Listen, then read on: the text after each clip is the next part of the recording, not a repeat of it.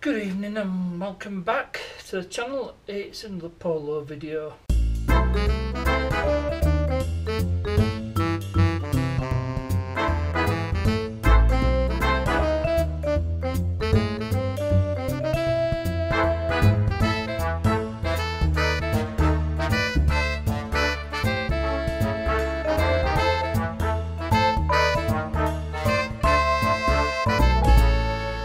Well, today it went in for its MoT and it failed. And there's the failure sheet, I don't know if you can see it there. Anyway, I'll go through it. First one was headlamp aim too low on the offside, so I've obviously adjusted that too much. Headlamp not working on dipped beam, near side and offside. Suspension arm pin or bush excessively worn, offside front, in brackets rear bush. Anti-roll bar linkage insecurely attached offside front, the drop link. Anti-roll bar pin or bush excessively worn, central front, D bush. Drive shaft joint constant velocity boot, split or insecure, no longer prevents the ingress of dirt, offside front outer and near side front outer. And there's two advisories: tyre worn close to legal limit, worn on edge, near side rear and offside rear. So I probably won't bother with them last two because they're advisories, but one of them is losing pressure, so you know, I might as well replace it rather than repair it. But anyway, need to address these failure points. Well, the dipped beam is an easy one to solve. Now you turn it to side lights and the side lights come on, but you turn it to that position and as you can see, no dip beams. That's because this switch is faulty. So what previous owner has done, they've bypassed it and fitted the switch and it turns on the dip beam. And it doesn't work with the ignition off, so I'm going to have to turn the ignition on and go back again. So you turn the switch to dip beam, as you can see, nothing there. I flick that switch there and we have dipped beams, so that's definitely working, so that's not a problem. But what I might do is I might change this out and undo this little bypass. Now in the previous video, just at the headlights, I just put this 6mm Allen key in there and I just twiddled it. So obviously this one's too low now, so I'll twiddle it enough. If you can see from there, reflection front radiator is all I've got. So yeah, that's taking it down. So if I move that, it should hopefully bring it up. I've got it right. Yep. Am I turned it the right way?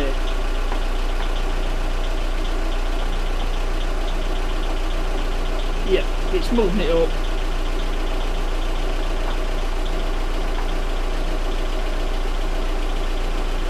Right, I don't know if it's level with this one or that one or not.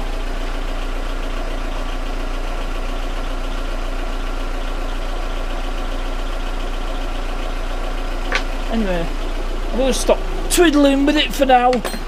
So I've got the front end up on axle stands, and what is immediately obvious is this drop link there.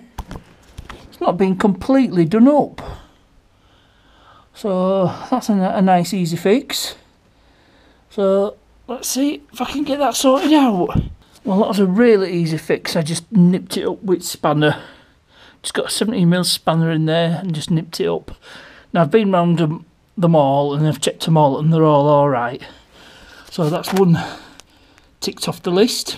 Now one of the failures is this rear bush for the lower control arm, and if you can see there, it's even been marked. So obviously I probably damaged it when I tried to move the arm out. I unbolted it at the other side and I just twisted it, and I've probably damaged the bush doing that.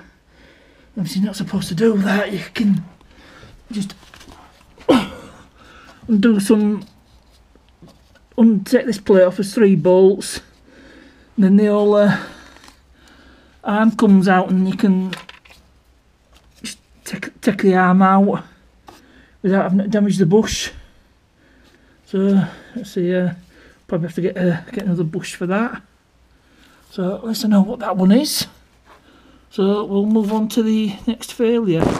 Well, this is one of the anti-roll bar bushes, and at first it was a bit hard to tell, but as soon as I just turn the steering, you can see it moving as it turns with the steering. So there's definitely wear in that. So I'll need to order some bushes, but now there's different sizes depending on thickness of anti-roll bar. But I have got just a tool which will help me determine the size of bush I need. So what I'm going to do is, I've got the calipers here. I just measure the thickness of anti-roll bar. I'll find somewhere where I can easily get to it.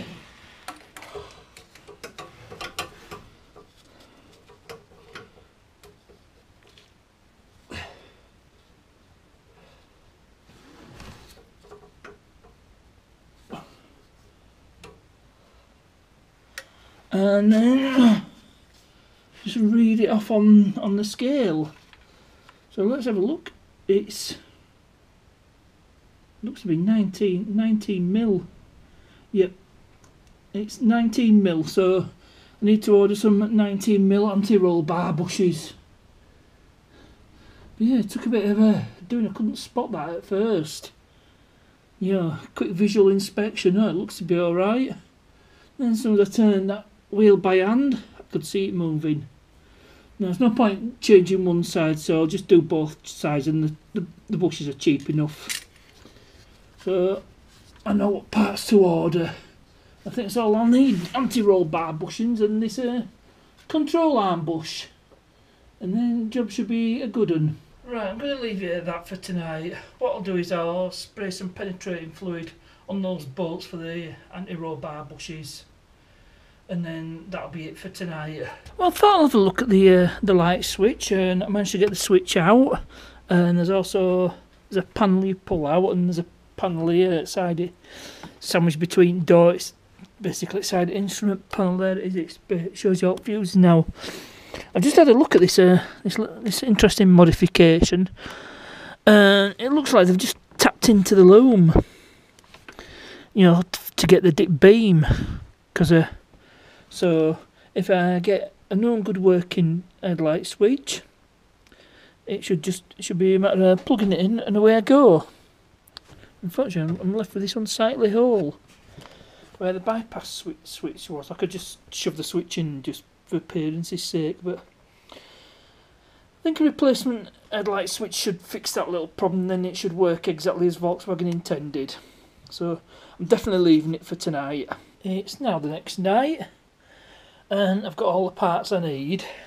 There's the CV bolt with the clips and the grease, and we've got 2 anti-roll bar bushes there, which are the right size, 19 mil, and we've got a track control arm bush.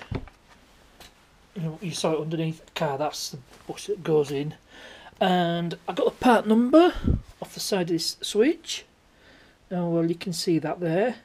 I just put it into eBay and I found a replacement for $5.95. So I bought it and I'm just waiting for that to come. So that's it for tonight. I won't be doing any spanning or anything, it's late.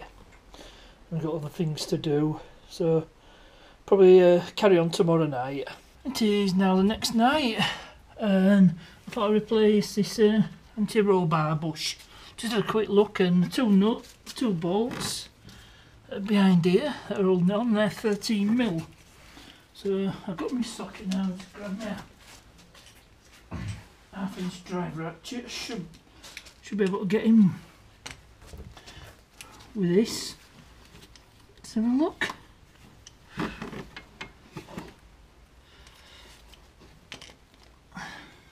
I can get to the top bolt, that's not a problem, but that bottom one might be a bit of a challenge. sometimes you might need to use my 3/8 ratchet.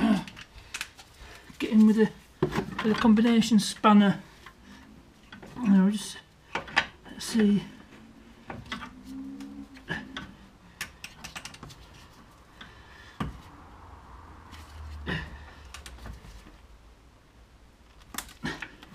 It's a bit hard. Try and break a bar.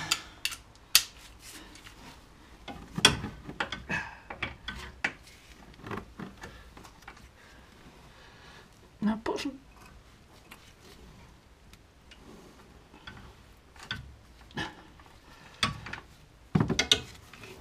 I think I might have cracked that top one off.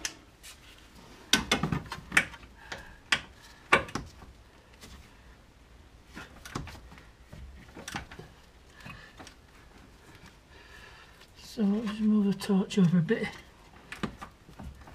Yeah.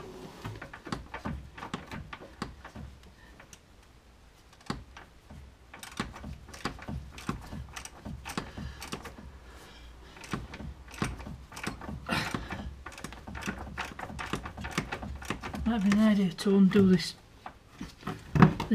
drop link while I'm at it.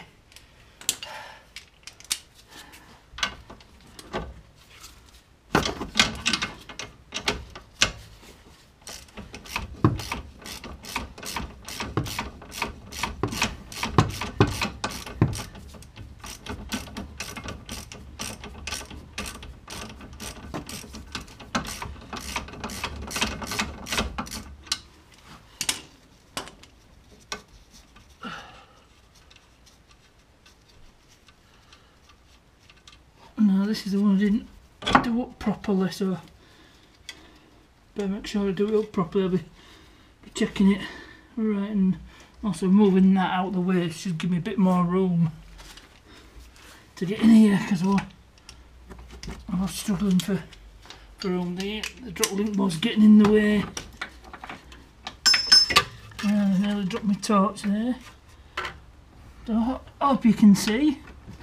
No, the lighting's not all that great, but never mind, just a bit awkward getting in with half-inch ratchet. I might just try it 3/8, but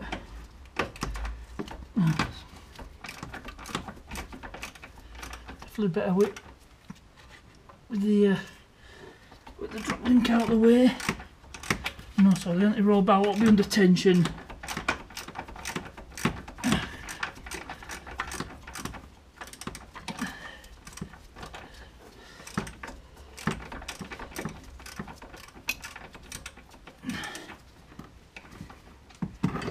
Now, I might be able to unscrew that by hand the rest of the way. No, maybe not.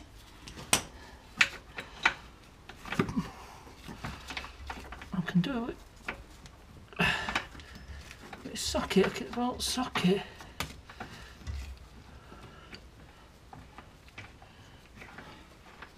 So,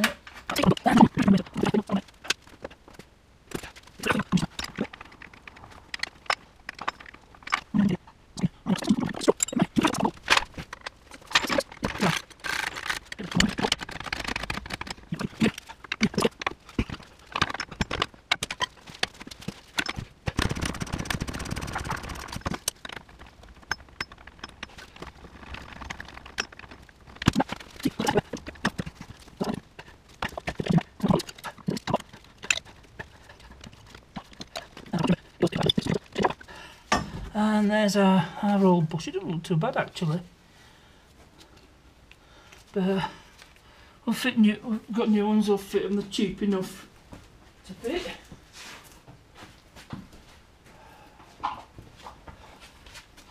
So there's our new bush. And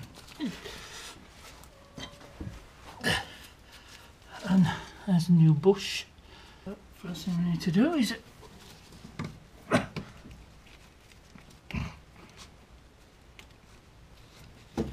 it over the bar, and then put the clamp back on.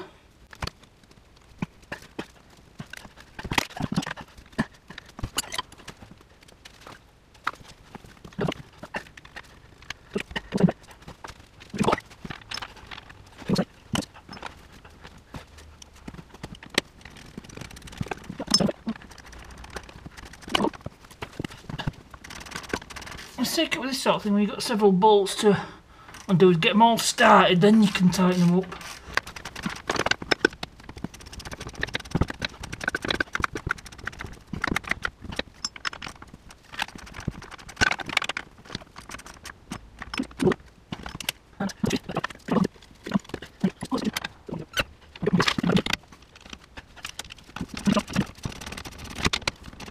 Right, I'm going to finish this here. I've got other side to do. I managed to get the other side done, and that side was a bit more challenging because there was less room because there's a gearbox on this side. So I had to use my 3/8 ratchet. Well, these are the old bushes, and don't look too bad. You can't tell by looking.